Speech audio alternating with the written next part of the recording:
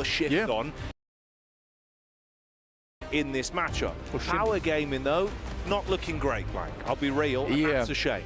They're unshimmied right now. Yeah. It's bad. It's bad. And again, there are some teams here that are looking just as clean as the Mr. 7WG himself, but others, they're just not doing so hot. And I think that's going to be the base of this whole cast. It's going to be really nice to everyone and everyone. Yeah, it's super friendly. Yeah, we're just super chill cast. It's nice.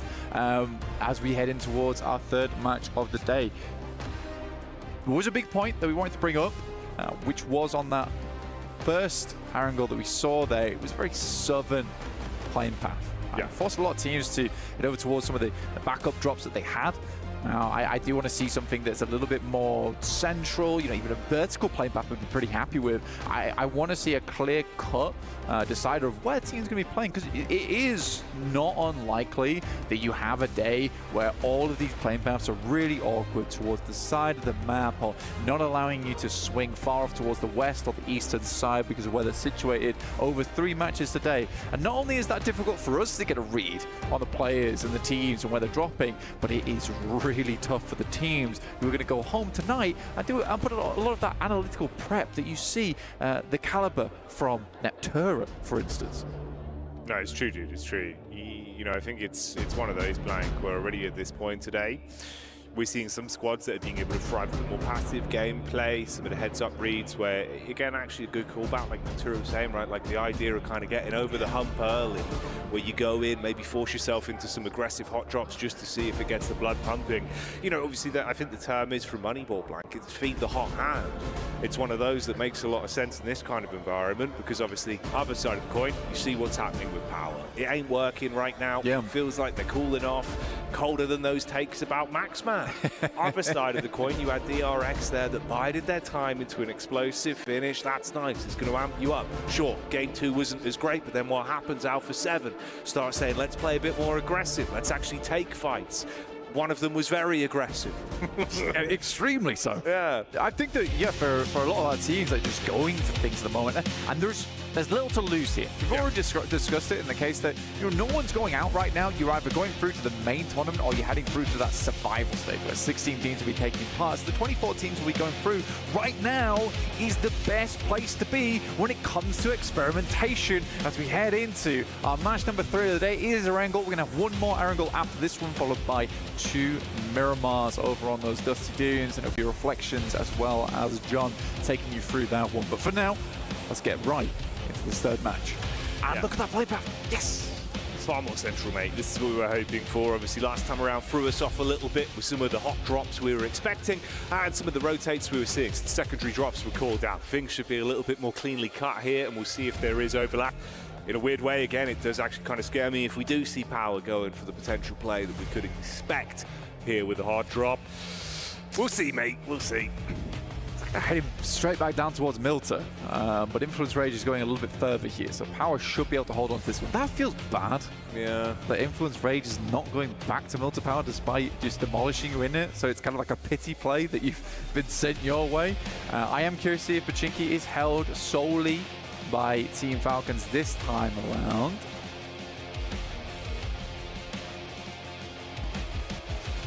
By the fact, again, actually, we do get sort of the distance there from Team Secret, but do seem to be playing this far slower wick of the game. Let it burn late into the night, you know, don't want that one to burn quickly. Yeah. Although I will say the problem was the minute they were actually throwing a bit of a broader sword, it was panic stations. That's where it went wrong. Well, there was no parries. No. There was absolutely no parries involved there at all. Even the dodge roll looks sluggish on the side of Team Secret. Heading on towards the Popka as well, and I do have something to say about the Popka is that although decent position, it's all right. You do actually see a lot of pro teams these days like moving away from the Popka as a spot. If you can get somewhere further in towards the circle and comfortably play towards that, you take that. Even if that means holding over towards one of the west or eastern side of Yasnaya, that's fine. But yeah, we'll see how teams play this now. It is a pretty packed map already. But I think that Team Secret, after seeing that, playing in the Pop Cup means you have have to push through a lot of teams just to get towards the initial circles, and those initial circles are over towards the southwest side. It cuts a lot of Sosnovka in, which is a bit of an awkward one, where you're not sure if we'd be heading across or not. It would be cool to see a Sosnovka this early into the tournament, though, Jackie. Yeah, it'd be fun, man. It'd be nice if we actually do get it thrown into the mix. I do love these wide splits. Sorry, just a highlight there. I know, obviously, map feed-wise, just looking at how Weibo are going to be able to rotate on this one. Nowhere near as drastic. Backline of the DRX late. But anyway, we'll focus up with what's happening here. You've initially got the POV of Alpha 7.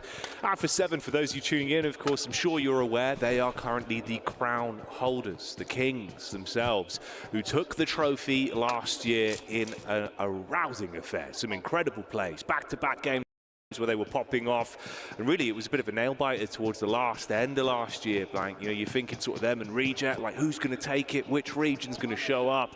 Coming into this one, I was a bit worried with the result in the first game. Glad to see a massive show up, even with it just being a duo that had to get so much done. Some diligent PUBG Mobile shown from them in the previous outing. How's the rest of the day going to go, though? Will Neptura's hot take become a reality? A back-to-back chicken dinner for them would instantly be the landslide of, all right, maybe it is going to happen again. Like, that's the sort of hype you want on a day one.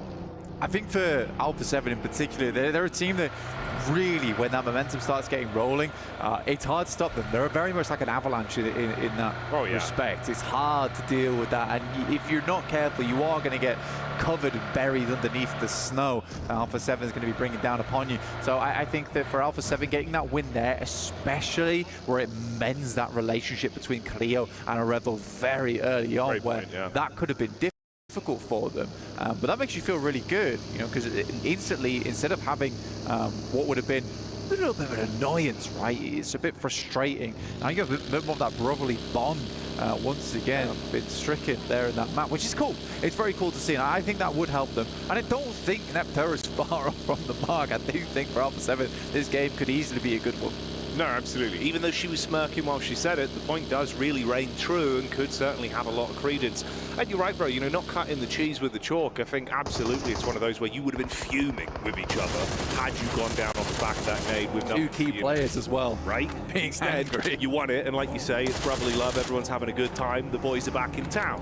DRX, they were in town for a second there, but one of them has instantly been shut down. You've got the drive in from Falcons that have spotted a weakened target. Solo and isolated. Blessing from that, you do grab another vehicle off the back and get the 1 point. Yeah, unfortunately, DRX went to town. You know, it's like a boys' night out. You're going to lose one of them eventually.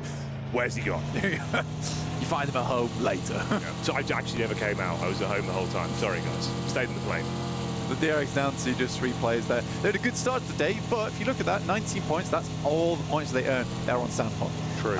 They earned nothing on that last game, and I think that for Erangel, it's a very important map to be able to perform on, so I'd be very unhappy to see them go to Erangels with nothing to show for it. The Falcons, though, we were talking about earlier, you were talking about feeding the hot hand. I like what the Falcons are doing. I do worry a lot of times about the Falcons in terms of their more passive gameplay. I think that there are definitely moments where I think Redox and Narvalo certainly need to take a leaf out of Koa's book and just be a bit more aggressive. And it's funny that one of those passive players on this team, historically at least, Ralph is one of the players who I think has been the most influenced by Koa's gameplay. So yeah, I think that that's what I'd like to see from that team, especially here where they have the ability to experiment a lot. But it's nice to see them having just continued success. Yeah, it's hard as well because it's a double-edged sword when you have such a really infused fan base like Falcons do, especially when we're here, right? Like we're in Riyadh, we're in Saudi Arabia, and you can see the excitement that's going on there. Everyone's cheering after they get an elim, after they make a play. That goes both ways. If suddenly everyone goes quiet, you notice it, and you know it's for you four alone. Dude, even in PMSL EU over towards Turkey side, right? When they were playing there, they looked stressed on their bad games. All eyes on you, bro. They look stressed on their good games.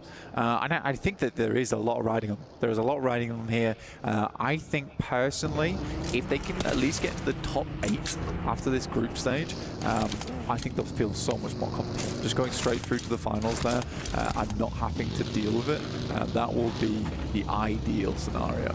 I mean, even if you think about just the fact, we were saying like, oh, everyone is literally forced to stare at Alpha 7 on a pedestal, on a plinth, literally in the arena. They were called out by name. They were there. Everyone else sees Falcons as well, separated from the rest of the squad. It makes you kind of have that animosity of, we should take them down. We should make sure, you know, that extra oomph on the other teams, where some people thrive on that, Blake. Those little elements come into your mental game. It affects how you play PUBG Mobile. Suddenly it starts to change a little bit. You see those targeted fights. It gets spicy. This is more of a story we'll develop over the course of the event. We'll see how that starts to ebb and flow, but it's just something to have in the back of your minds for the viewers at home. Weibo, I think it's been, I'd say, nice, at least in terms of the way they have been playing to their strengths. They've had some really crazy dives, crazy rotations, but they've made it work, so I can't fault it too much. It's obviously just not been the best in terms of converting it into actual placements or eliminations.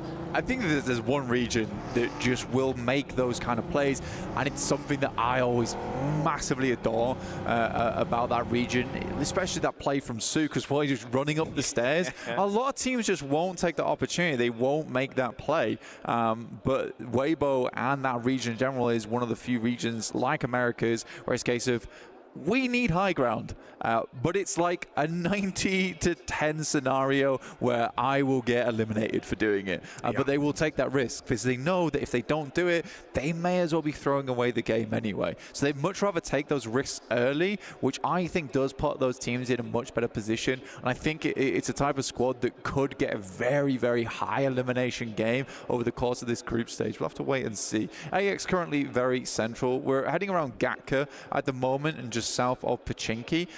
It's a bit more flat around this area. There is fielded area 2. You don't really want to be heading down towards very pier because you're cutting yourself off the sight lines. There's a fair amount of water in this one. We were worried that it was going to go down to Sosnovka. It didn't do that, so a lot of teams can now consider coming back up. Power, I think it's reasonable they head towards Sosnovka. It was one of the few plays they had in the back pocket. On the happenstance we did go down towards that part of the map, they would have had a fantastic position. Now they've got to figure out how to get across.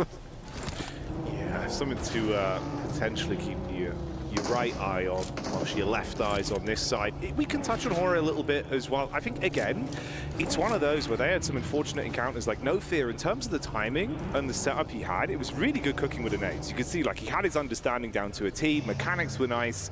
He was just hit from the side, where it was a really sick off angle for DRX back in game 1. Again, I think that's a team that potentially, if they're not sort of showing up too much, maybe you start to underestimate them, they'll find a way to start to climb, because there's a ton of talent there. They do just need the opportunity to display it. We've seen a few bits from Squash, but it's interesting, obviously, we've not really had as much opportunity to keep our eyes on him. I'm curious to see how he's going to build over the course of the event, because I feel like, again, man, it's a lot you're thrown into here, you know, like the live environment for him, you're coming in, all the pressure on, as you've got the trophy, your team won it. You've got to live up to that again this time. Showing us the moves at the minute. Vision, it's rough. It was a good start, game 1. Here, instantly isolated. You find the scout, take him down. That's E-Arena that grabbed that. With Joker showing up consistently. He's been the big dog, I'd say, so far for E-Arena. It looks like he's enjoying himself as well. I think for Vision, there's been a lot of times where, if I'm quite honest with you, the awareness hasn't been great. That's fair. Hasn't been great in terms of where they're playing. I mean, we even saw that from, I believe it was E-Arena again on the last Erangel, where they were on a split over towards the top side. They were able to just move in there and immediately isolate them. So I think for Vision, that is something that needs to definitely be improved, which is just the overall awareness around the map in terms of that scouting, because teams will be taking opportunities absolutely anywhere they can find them. These are the best teams in the world coming to the PMWC, the PUBG Mobile World Cup. Right, this is not an easy stage. It is not an easy stage to play it. Quick shout out to the production team, by the way. Loving these transitions. They've been nice. They've been really nice. It's good setup when we do get our circles coming in. Pat on the back. You guys are killing it. Everyone is. It's been a good day so far. And of course, this is the halfway point. It's why it really starts to matter. We get a feel for how things are looking, the lay of the land, as we develop into the later portion of today's games with the zone on the move.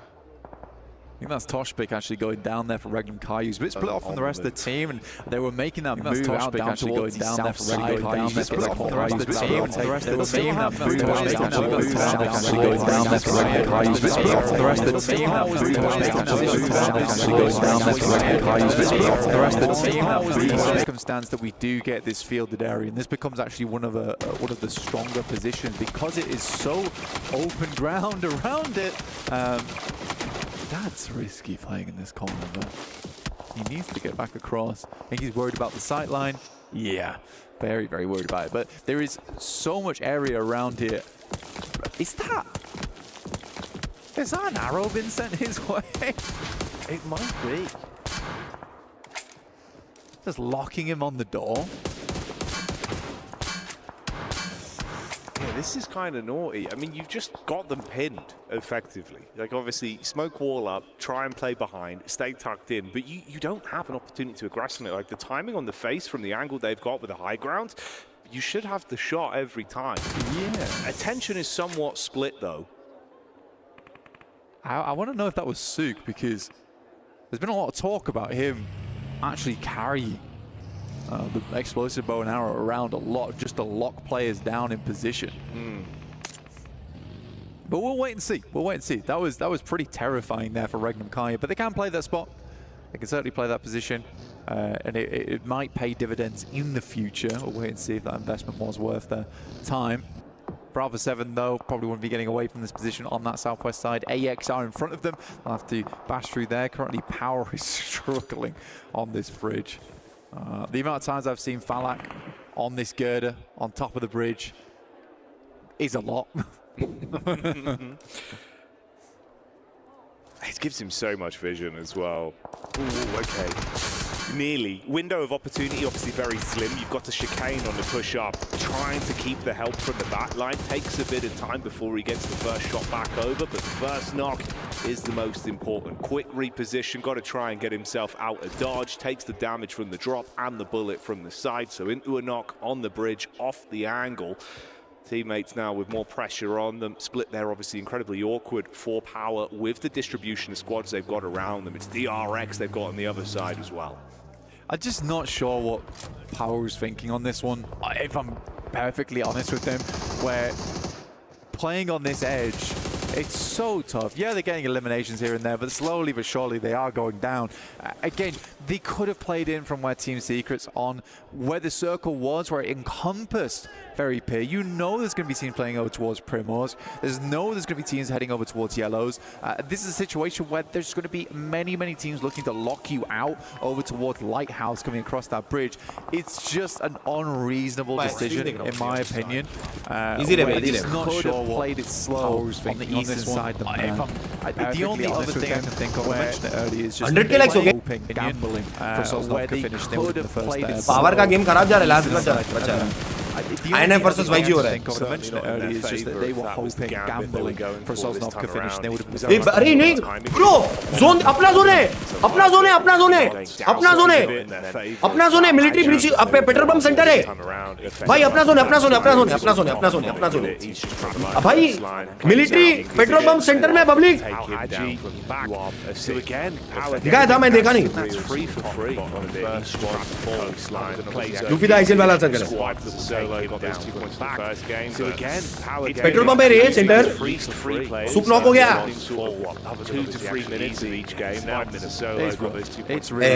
Centre नहीं है अपन थोड़ा centre में नहीं है but अच्छी जगह पे अपन अच्छी जगह पे पब्लिक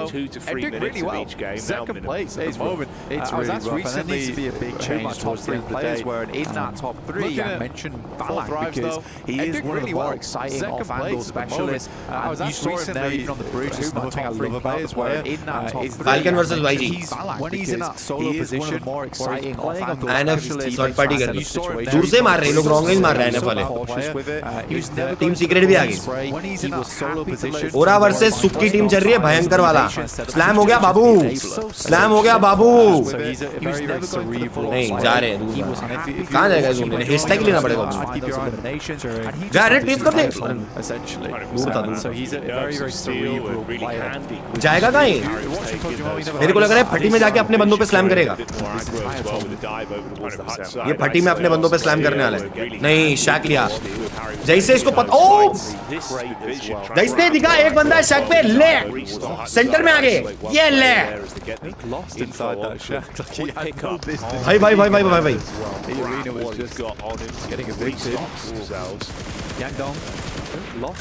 देख रहे हो कितना पेशेंटली गाड़ी चलाया। ओ स्माइल भाई ने 4v4 है तो टीएस गरम है भाई, ने लास्ट बचा है 1v4 कर रहा है क्या भाई? 1v4 एक नॉक तो दिया है, रिवाइव हो जाएगा भाई। हेनरी नॉक दिया और डब्ल्यू किलफीड नहीं ध्यान दिया। हेनरी ने नॉक दिया, एक नंबर एक नंबर एक नंबर। किलफीड नहीं पड़ा रही चैट, नाइस ट्राई। इनके दो कैसे नॉक हो गए, जोन से नॉक हो गया। अभी तक डब्ल्यू भी जिंदा है। Insane rotate from them. Zone दिखा जोन दिखा जोन दिखा जोन दिखा जोन दिखा जोन दिखा भाई please Bappa please Bappa please Bappa please Bappa Bappa Bappa Insane rotate from them. Bappa please zone दे दो, एचपी दे दो चलेगा बप्पा प्लीज जोन दे दो बप्पा प्लीज जोन दे दो प्लीज।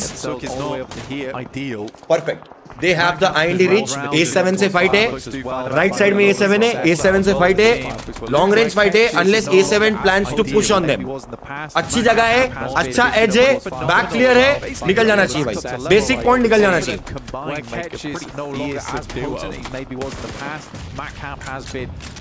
मेरे को अभी भी समझ में नहीं आ रहा WG सबको गवा के भी अच्छा बैलेंस करके भी मेरे को लगा जीजी हो जाएगा इधर, अभी तक जिंदा है।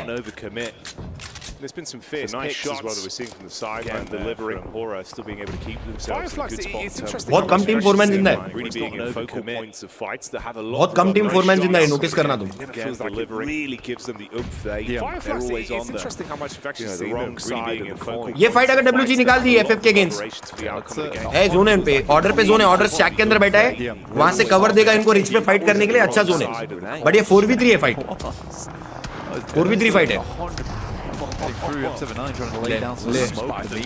ऑर्डर अकेला बचा, क्या रेप देगा, कुछ नहीं कर पाएंगे। जीजी हो गया WG का, क्या नेड है भाई, बट वो ऑर्डर है, पोजीशन दे दी बट उसने पोजीशन दे दी चैट। अब वो ऑर्डर है, अब वो 1v4 भी कर सकता है भाई, बट ये लोग डायरेक्ट स्लैम करेंगे ना ऑर्डर पे, तो अब हो रहा आएगी, हो गया हो रहा आएगी, वहां से हो रहा आएगी, यहाँ से FL आएगी, FF आएगी, दो टीम ऑर्डर पे नहीं हो रहा। ले हो रहा घूम के जा रही है, हो रहा ने घूम के जोन ले लिया बॉयज। भाई ये फाइट, भाई ये फाइट जा जाके A7 से फाइट है, पेड़ पे